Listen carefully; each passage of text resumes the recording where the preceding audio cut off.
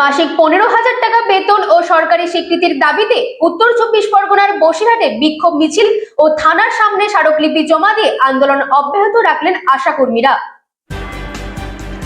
সীমান্তের থেকে সুন্দরবনে একাধিক আশাকর্মীদের সংগঠনের স্বাস্থ্যকর্মীরা বিক্ষোভের পথে উত্তর 24 পরগনার বসিরহাট মহকুমার বসিরহাট টাউন হল থেকে বসিরহাট পৌরসভার আশাকর্মীদের একটি মিছিল বের হয়।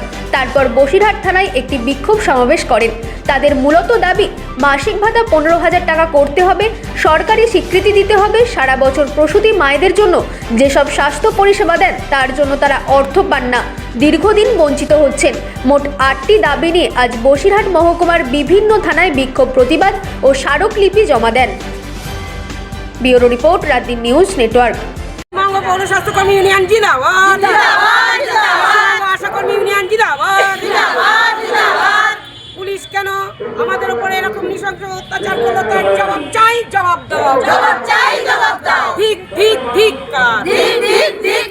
পুলিশ তোমার জবাব দিতে হবে, দিতে হবে, দিতে হবে, দিতে হবে।